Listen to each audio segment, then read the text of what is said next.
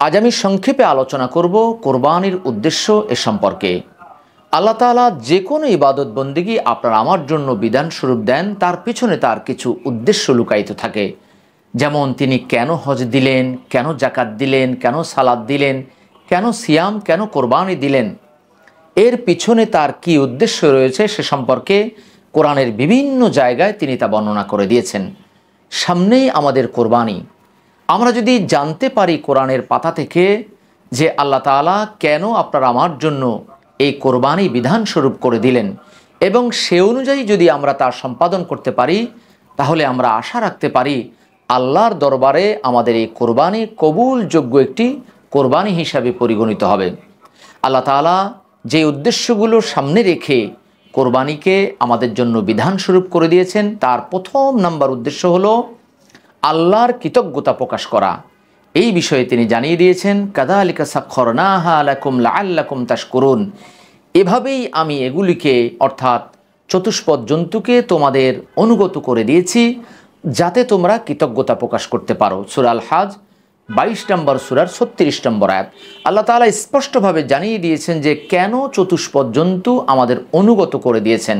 2 নম্বর উদ্দেশ্য হলো অভাবীদের প্রতি সহানুভূতিশীল হওয়া। আমরা অন্যান্য সময় অভাবীদের প্রতি সহানুভূতিশীল হই, দয়ার্দ্র হই, অনুগ্রহশীল হই, কিন্তু কোরবানির বিশেষ দিনে, কোরবানির দিনগুলিতে যারা অভাবী, যারা চেয়ে বেড়ায়, তাদের জন্য আমাদের দয়ার হাত, আমাদের অনুগ্রহ অনুকম্পার হাত আরও অধিক পরিমাণে প্রসারিত করতে হবে। আল্লাহ তাআলা স্পষ্টভাবে জানিয়ে দিয়েছেন দ্বিতীয় উদ্দেশ্য, ফাকুলু মিনহা ওয়া আতইমুল বাঈসাল ফাকির। অতএব তোমরা তা থেকে খাও এবং দুস্থ দরিদ্রকে খেতে দাও। সূরা আল হাজ 22 নম্বর সূরার 28 নম্বর আয়াত। অপর আয়াতে আল্লাহ তাআলা জানিয়ে দিচ্ছেন, ফাকুলু মিনহা ওয়া আতইমুল কানিআ ওয়াল মুতার। অতএব তা থেকে তোমরা খাও যে অভাবী মানুষের কাছে হাত পেতে বেড়ায়, অর্থাৎ চেয়ে বেড়ায়, আর যে অভাবী চেয়ে বেড়ায় না, তাদের উভয়কে তোমরা খেতে দাও। সূরা আল হাজ 22 নম্বর সূরার 36 নম্বর আয়াত। আমাদের সমাজে কিছু অভাবী রয়েছে যারা হাত পেতে বেড়ায়, আবার কিছু অভাবী আছে যারা হাত পেতে বেড়ায় না, লজ্জাশীল, লজ্জা পায়। হয়তোবা তাদের অবস্থা আগে ভালো ছিল, এখন ভালো নেই। আল্লাহ তাআলা জানিয়ে দিচ্ছেন যে উভয় শ্রেণীর মানুষকে তোমরা খেতে দাও। আর আমরা যে ইবাদতবন্দি করি, যেমন সিয়াম পালন করি, আমরা জাকাত দেই, তা থেকে আমরা তাৎক্ষণিক কোনো উপকার লাভ করতে পারি না। কিন্তু কোরবানি এমন একটা ইবাদত যেটা থেকে আমরা নিজেরা তাৎক্ষণিক উপকার লাভ করতে পারি, অর্থাৎ আমরা তার গোশত খেতে পারি, আবার অন্যকেও সে গোশত খাওয়াতে পারি। রাসূলুল্লাহ সাল্লাল্লাহু আলাইহি ওয়াসাল্লাম তিনি জানিয়ে দিয়েছেন, কুলু আতইমু ওয়াদ্দাখিরু, খাও, অপরকে খাওয়াও এবং তোমরা তা সংরক্ষণও করো।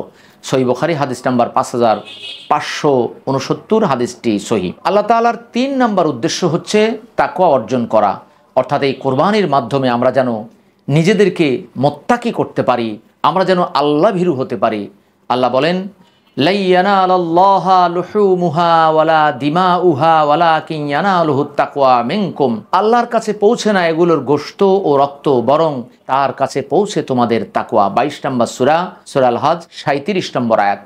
4 নম্বর উদ্দেশ্যের কথা তিনি অপর আয়াতে জানিয়ে দিয়েছেন, তা হচ্ছে আল্লাহর শ্রেষ্ঠত্বের ঘোষণা দেওয়া। তিনি বলেন, কাযালিকা সাখখারাহা লাকুম লিতুকাব্বিরুল্লাহা আলা মা হাদাকুম ওয়া বাশশিরিল মুহসিনিন।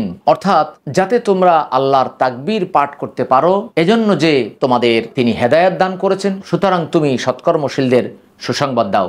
সূরা আল হাজ 22 নম্বর সূরার 37 নম্বর আয়াত। 5 নম্বর উদ্দেশ্য হচ্ছে আল্লাহর নিদর্শনের প্রতি সম্মান প্রদর্শন করা। এটাই হলো আল্লাহর বিধান, যে আল্লাহর নিদর্শন সমূহকে সম্মান করে নিঃসন্দেহে তা অন্তরের তাকওয়া থেকেই হয়ে থাকে। সূরা আল হাজ 22 নম্বর সূরার 32 নম্বর আয়াত। 6 নম্বর উদ্দেশ্য হচ্ছে নিজেকে আল্লাহর কাছে পেশ করা।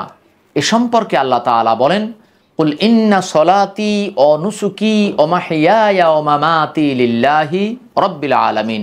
বলো, নিশ্চয় আমার সালাত, আমার কোরবানি, আমার জীবন, আমার মৃত্যু সে আল্লাহর জন্য, যিনি সৃষ্টিকুলের রব। সূরা আল আনআম 6 নম্বর সূরা 162 নম্বর আয়াত।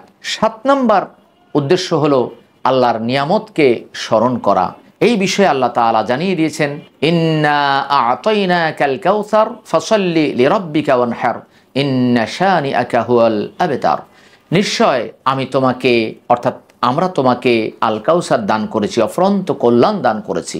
অতএব তোমার রবের উদ্দেশ্যে সালাত আদায় করো এবং নহর তথা কোরবানি করো। নিশ্চয় তোমার প্রতি শত্রুতা পোষণকারীরাই নির্বংশ বা লেজ কাটা। সূরা আল কাউসার 108 নম্বর সূরার 1 থেকে 3 নম্বর আয়াত। অর্থাৎ আল্লাহ তাআলা 7টি উদ্দেশ্যের কথা কোরআনুল কারিমে জানিয়ে দিয়েছেন। আমরা যদি এই 7টি উদ্দেশ্যকে সামনে নিয়ে কোরবানি দিতে পারি, তাহলে অবশ্যই আল্লাহর সন্তুষ্টি যেভাবে আমরা হাসিল করতে পারবো, আমাদের কোরবানিগুলোকেই কবুলযোগ্য একটি কোরবানি হিসাবে আমরা আল্লাহর সম্মুখে পেশ করতে পারবো। আল্লাহ তাআলা আপনাকে আমাকে সেই মাফিক কোরবানি করার তৌফিক দান করুক।